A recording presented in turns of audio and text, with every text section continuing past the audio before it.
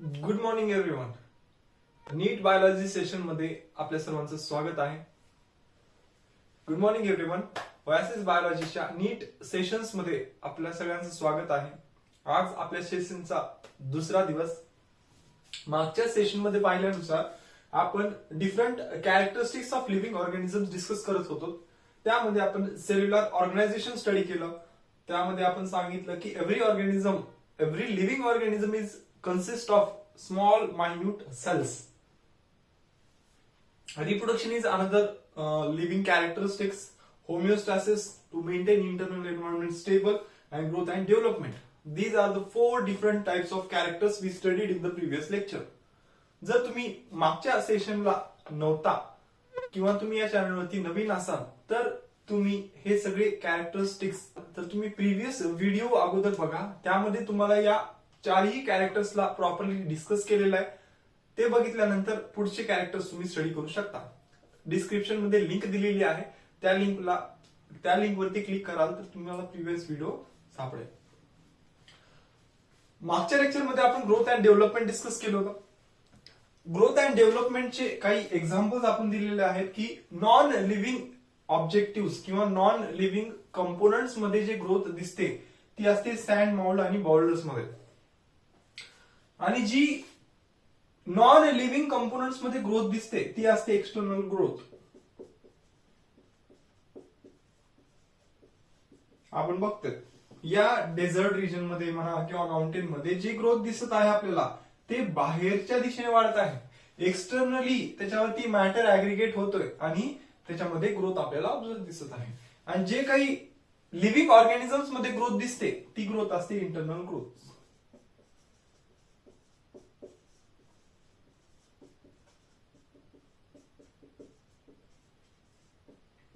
Living मध्ये कशी growth असेल तर इंटरनल ग्रोथ. तर हे ग्रोथ अँड डेव्हलपमेंटचे कॅरेक्टरिस्टिक्स आहे जे लिव्हिंग ऑर्गॅनिझम्स मध्ये प्रेझेंट असतात. Another the most important characteristics of the living organisms is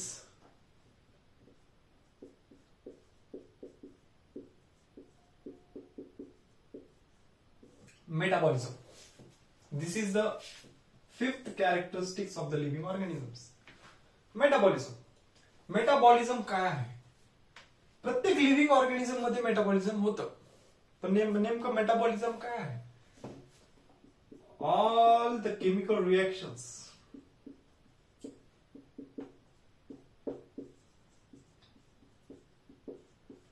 occurring in the living cells or body called as metabolism. आपल्या बॉडीमध्ये केमिकल रिएक्शन्स होतात का? होतात. त्या कोणत्या आहेत हे जर तुम्हाला माहिती करून घ्यायचं असेल तर तुम्हाला या चॅनल सोबत स्टिक राहावं लागेल. पुढे जाऊन आपण त्या मेटाबॉलिक ऍक्टिव्हिटीज बद्दल स्टडी करणार आहोत इन डिटेल्स. आपल्या बॉडीमध्ये खूप साऱ्या केमिकल रिएक्शन्स होतात. त्या केमिकल रिएक्शन्स 2 प्रकारे घडतात. जे काही केमिकल रिएक्शन्स आहेत ते 2 प्रकारचे असतात. एकाला म्हणतो आपण अनाबॉलिझम आणि एकाला म्हणतो कॅटाबॉलिझम. अनाबॉलिझम म्हणजे काय? अनाबॉलिझम काहीतरी ऐकलेलं आहे आपण. अनाबॉलिझम म्हणजे सिंथेटिक प्रोसेसेस. बॉडीमध्ये काहीतरी सिंथेसाइज व्हायला, नवीन नवीन कंपोनंट्स आपल्या बॉडीमध्ये तयार होत आहेत. ते सगळ्या रिएक्शन्स ते प्रोडक्ट्स तयार होण्यासाठी जे काही लागणारे एन्झाईम्स असतील ते प्रोडक्ट तयार करण्यासाठी लागणारे जे काही सबस्ट्रेट असतील हे सगळे प्रोसेसेस जे होतात ते कशा अंडर होतात? अनाबॉलिझम. आणि दुसरी स्टेप आहे कॅटाबॉलिझम. ऍज वी नो दॅट कॅटा म्हणजे काय? ब्रेक. बरोबर. ब्रेक. कॅटाबॉलिझम ब्रेकडाऊन प्रोसेसेस म्हणजे काय? आपण या कॅटाबॉलिझमला डिस्क्राईब करताना म्हणू शकतो की ऑल द ब्रेकडाऊन processes जे काही ब्रेकडाऊन प्रोसेसेस बॉडीमध्ये होतात, म्हणजे व्हेरियस प्रोडक्ट्स ब्रेक होतात, मोठे मोठे कॉम्प्लेक्स प्रोटीन्स आहेत ब्रेक होतात छोटे छोटे अमायनो ऍसिड्स मध्ये. हे काय झालं ब्रेकडाऊन प्रोसेसेस. हे दोन्ही प्रोसेसेस मिळून फॉर्म काय करतात मेटाबॉलिझम. म्हणजे मेटाबॉलिझम इज द आपण all the anabolic and catabolic processes occurs, that is defined as the metabolism. बॉडीमध्ये होणारे जेवढे काही अनाबॉलिक आणि कॅटाबॉलिक रिएक्शन्स आहेत त्याला कंबाईनली आपण जर काही डिफाईन करू शकतो, बॉडीमध्ये होणारे अनाबॉलिक आणि कॅटाबॉलिक रिएक्शन्स टुगेदर आपण त्यांना काय म्हणू शकतो मेटाबॉलिझम. ओके. नेक्स्ट, आणि ज्यांच्यामध्ये मेटाबॉलिझम होतं त्या कंपोनंट्सला आपण लिव्हिंग म्हणून डिफाईन करू शकतो, की हा लिव्हिंग बॉडी आहे. ही जी लिव्हिंग बॉडी आहे ही युनिसेल्युलर असेल किंवा मल्टीसेल्युलर असेल, प्रत्येकामध्ये मेटाबॉलिक ऍक्टिव्हिटीज घडतात, त्यानुसार आपण त्यांना लिव्हिंग डिस्क्राईब करतो. ठीक आहे.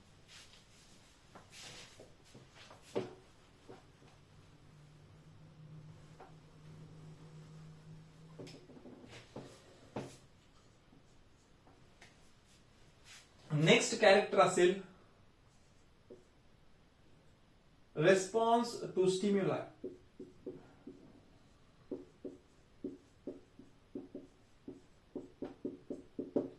Response to stimuli. आता ही कन्सेप्ट जाणून घेण्यासाठी आपल्याला माहिती पाहिजे की नेचर किंवा ठीक आहे आपण असं म्हणूयात की या ग्लोब वरती काय काय प्रेझेंट आहे, तर एक लिव्हिंग ऑर्गॅनिझम्स आणि एक नॉन लिव्हिंग. लिव्हिंगला आपण काय म्हणतो बायोटिक कंपोनंट्स. बायो म्हणजे लाईफ, जे लिव्हिंग आहेत त्यांना बायोटिक कंपोनंट आणि जे नॉन लिव्हिंग आहेत त्यांना एबायोटिक कंपोनंट्स. बरोबर आहे. मग जर लिव्हिंग ऑर्गॅनिझम्स आणि नॉन लिव्हिंग ऑर्गॅनिझम्स या पूर्ण ग्लोब वरती, ग्लोब म्हणजे काय अर्थ, आपण म्हणत नाहीत का गोला, आपल्या पृथ्वीला एक ग्लोब म्हणून डिस्क्राईब केलेला आहे. या पूर्ण ग्लोब वरती लिव्हिंग आणि नॉन लिव्हिंग दोन्ही प्रकारचे ऑर्गॅनिझम्स किंवा कंपोनंट्स प्रेझेंट आहेत. त्यालाच आपण लिव्हिंग असतील तर बायोटिक कंपोनंट म्हणतो, नॉन लिव्हिंग असेल तर एबायोटिक कंपोनंट म्हणतो. मग बायोटिक कंपोनंट्स काय करतात, बायोटिक इंटरॅक्शन्स करतात. म्हणजे आपल्याला एक खूप छान असा एक डॉग दिसला, आपण काय करतो, आपण रिॲक्ट करतो, काहीतरी त्या डॉग सोबत इंटरॅक्ट करण्याचा प्रयत्न करतो. तेच आपल्याला एखादा टायगर भेटला, आपली रिॲक्शन थोडीशी फिअरफुल असते, आपण भीतो, घाबरतो.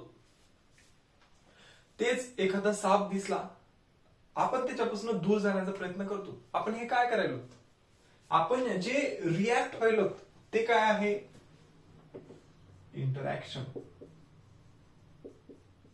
आपण प्रत्येक गोष्टीला काय करायलो इंटरॅक्ट करायलो.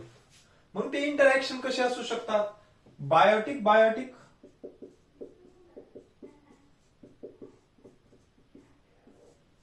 किंवा बायोटिक एबायोटिक. आपण दोन लिव्हिंग ऑर्गॅनिझम्स मध्ये होणारे जे इंटरॅक्शन्स असतील त्याला आपण काय म्हणू शकतो Biotique interactions.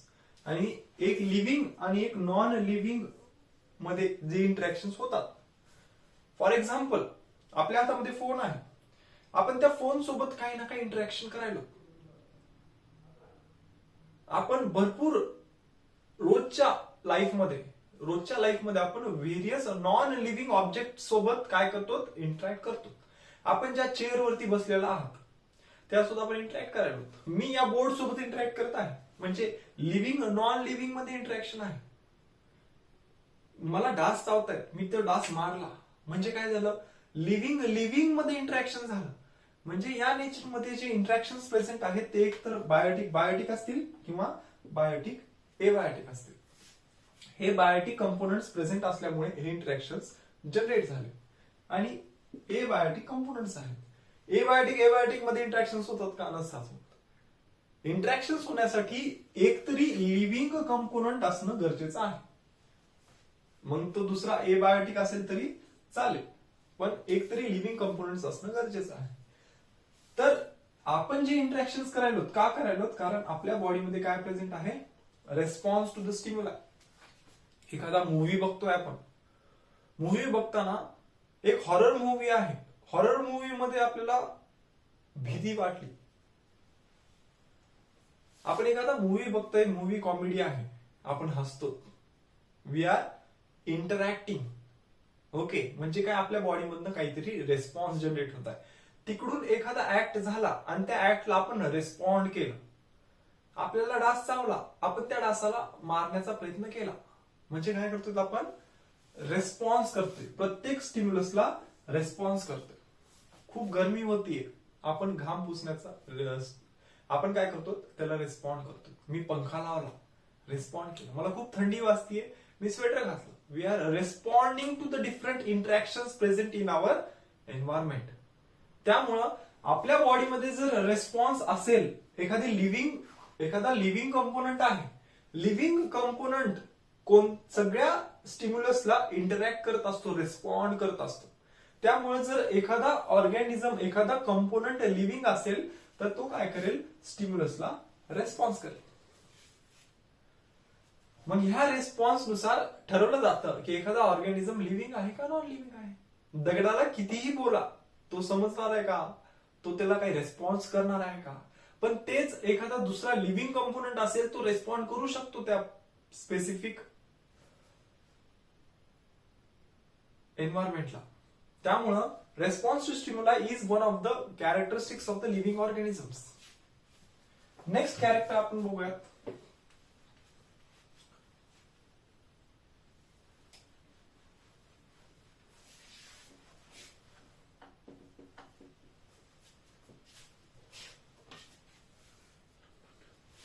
Last character of the characteristics of life, that is adaptation and evolution.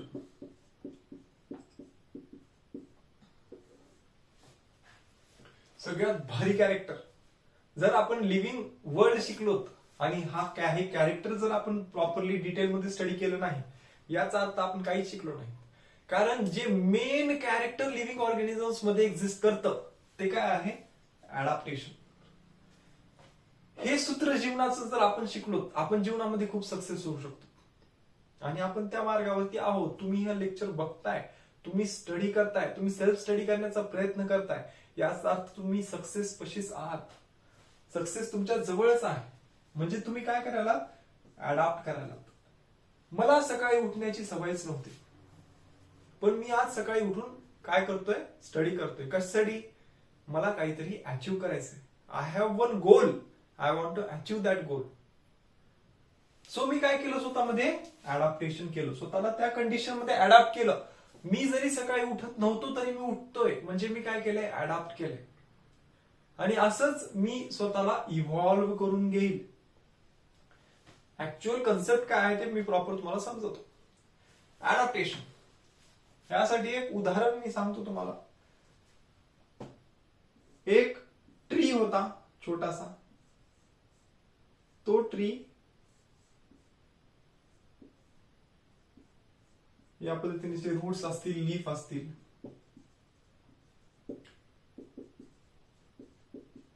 Leaf मध्ये तो ट्री लीफ मध्ये फूड तयार करत होता.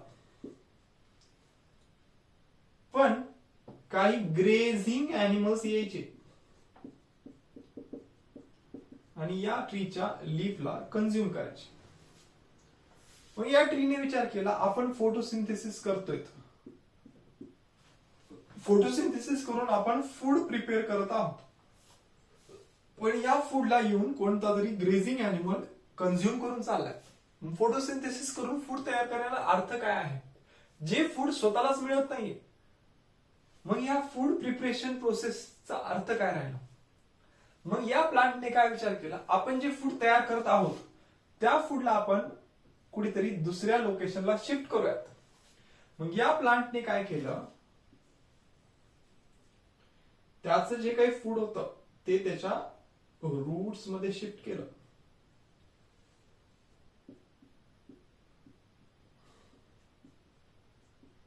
आणि अशा पद्धतीने तो प्लांट अडॅप्ट अँड इव्हॉल्व्ह झाला. त्याने स्वतःला काय केलं, त्या ऍटमॉस्फिअर मध्ये, त्या कंडिशन मध्ये स्वतःला अडॅप्ट करून घेतलं आणि त्यानुसार त्याचं इव्होल्युशन झालं.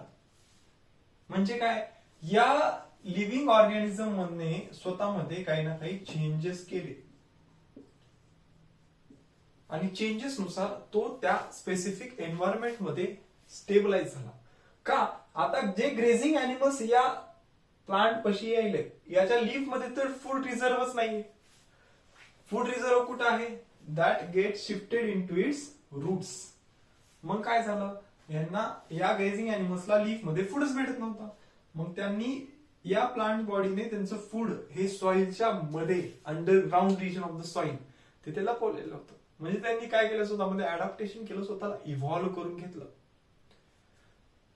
अगोदरची जी लाईफ होती ती पाण्यामध्ये होती, पाण्यापासून जमिनीवरती आली, लँड टेरेस्ट्रियल पार्ट वरती आली. म्हणजे काय केलं, अडॅप्ट अँड इव्हॉल्व्ह. प्रत्येक लिव्हिंग ऑर्गॅनिझम स्वतःला त्यांच्या सराउंडिंग मध्ये प्रेझेंट असणाऱ्या एन्व्हायरमेंट मध्ये अडॅप्ट करण्याचा प्रयत्न करतो. आणि जसं अडॅप्टेशन होतात, अडॅप्टेशन म्हणजे काय, changes according to the external atmospheric conditions. एन्व्हायरमेंटच्या ज्या काही कंडिशन्स आहेत त्या कंडिशन्स मध्ये स्वतःला ऍडजस्ट करण्याचा प्रयत्न करणे. आणि ऍडजस्ट करत करत तो ऑर्गॅनिझम तिथून काय होतो, इव्हॉल्व्ह होतो. आणखीन एक छान उदाहरण आहे, जिराफ. जिराफची जी नेक आहे अगोदर खूप शॉर्ट होती, जसं हॉर्स आहे त्याच लेवलचा जिराफ होता. पण असं म्हणलं जातं की जे काही लँडवरचे जे काही ग्रासेस होते ते एका स्पेसिफिक एन्व्हायरमेंट मध्ये खूप कमी झाले होते, त्यांच्या ग्रासच्या पॉप्युलेशन मध्ये डिक्लाइन झालं होतं. मग त्या अॅनिमल्सला त्या लोकॅलिटीमध्ये सर्व्हाइव्ह करायचं होतं, पण तिथं ग्रासच नव्हती. मग त्या अॅनिमल्सने काय, मग त्या अॅनिमल्सने विचार काय केला, आपण जे ट्रीज वरच्या ब्रांचेस वरची लीफ आहेत ते कंझ्युम करूयात. पण ट्री होता खूप मोठा आणि ते अॅनिमल्स होते छोटे. मग त्या अॅनिमल्सने स्वतःची नेक असे इरेक्ट करण्याचा प्रयत्न केला, स्वतःची नेक इरेक्ट करायला आणि त्या ट्रीच्या ब्रांचेस वरती लीफ कंझ्युम करायला. मग जेव्हा ते त्या लीव्सला कंझ्युम करायला त्यावेळेस त्यांच्या नेक रिजन मध्ये काही प्रेशर अप्लाय व्हायला. मग त्यांचे खूप सारे जनरेशन्स तिथे फॉलो झाले आणि खूप सारे जनरेशन्स नंतर जिराफची जी नेक आहे ती काय झाली, लॉंगर झाली. हे एक प्रकारचे इव्होल्युशन आहे. त्यांनी स्वतःला त्या लोकॅलिटीमध्ये अडॅप्ट करून घेतलं आणि त्यानुसार ते इव्हॉल्व्ह झाले. आज जी जिराफची नेक आपण बघतोय ते एक प्रकारचे इव्होल्युशन आहे, जे त्यांच्या अँसेस्टर मध्ये इव्होल्युशन झालं. कशासाठी, कारण त्यांना त्या लोकॅलिटीमध्ये ग्रो करायचं होतं, सर्व्हाइव्ह करायचं होतं. हे असे लिव्हिंग कॅरेक्टरिस्टिक्स आहेत. या लिव्हिंग कॅरेक्टरिस्टिक्सला स्टडी केल्यानंतर आपल्याला कळतं की एखादा कंपोनंट हा लिव्हिंग आहे की नॉन लिव्हिंग आहे. यामध्ये तुम्हाला कोणतीही कन्सेप्ट क्लिअर झालेली नसेल तर तुम्ही खाली कमेंट सेक्शन मध्ये सांगू शकता. तुम्ही दिलेल्या कमेंटला प्रॉपर रिप्लाय तुम्हाला क्लासेसमध्ये दिलाच आहे. त्यामुळं प्रत्येक कॅरेक्टरिस्टिक्स तुम्ही प्रॉपर स्टडी करा. त्या रिलेटेड काही क्वेश्चन्स तुम्हाला पडले असतील कमेंट सेक्शन मध्ये विचारा. प्लस तुम्ही previous year question papers solve करण्याचा प्रयत्न करा. तुम्हाला खूप साऱ्या रेफरन्स बुक्स मध्ये पण मिळतील किंवा तुम्ही गुगल वरती पण आपण खूप सारे क्वेश्चन सॉल्व्ह करू शकतो. जेवढी प्रॅक्टिस जास्त कराल तेवढ्या नवीन कन्सेप्ट तुमच्या डोक्यामध्ये येतील. पण या कॅरेक्टरच्या बाहेरचा कोणता क्वेश्चन नाहीच. तुम्ही प्रॉपर कॅरेक्टरिस्टिक्स स्टडी करा आणि त्या कॅरेक्टरिस्टिक्स नुसार तुम्ही सांगू शकता की एखादा ऑर्गॅनिझम लिव्हिंग आहे का नॉन लिव्हिंग आहे. ठीक आहे. जर तुम्हाला कसलाही डाऊट असेल तर तुम्ही कमेंट सेक्शन मध्ये विचारू शकता. अशीच स्टडी करत राहा आणि नवीन कन्सेप्ट सोबत रिलेट करत राहा. नेक्स्ट लेक्चर मध्ये आपण बायोलॉजिकल क्लासिफिकेशनच्या सिस्टम्स स्टडी करणार आहोत. प्रत्येकांना वाटतं की बायोलॉजिकल क्लासिफिकेशन म्हणजे सगळ्यात हार्ड युनिट बायोलॉजी मधला, कारण खूप सारे नवीन टर्मिनॉलॉजीज आहेत. त्या टर्मिनॉलॉजीज पाठ कशा करायच्या, जे काही बायनॉमियल नॉमेनक्लेचर आहे म्हणजे scientific names of different plants and different animals कसं लक्षात ठेवायचं, त्यासाठीच आम्ही इथे आलेलो आहोत. एखादी कन्सेप्ट जी आपल्याला हार्ड वाटते, डिफिकल्ट वाटते, ती कन्सेप्ट इझिली ग्रास्प कशी करता येईल त्यासाठी आम्ही खूप जास्त प्रयत्न करू. ठीक आहे, तर तुम्ही या चॅनलशी कनेक्टेड राहा, आपल्या फ्रेंड्स पर्यंत शेअर करा, सगळ्यांना या कन्सेप्ट बद्दल माहिती होऊ द्या. ठीक आहे, त्यामुळे ऑल द बेस्ट, अशी स्टडी करत चला.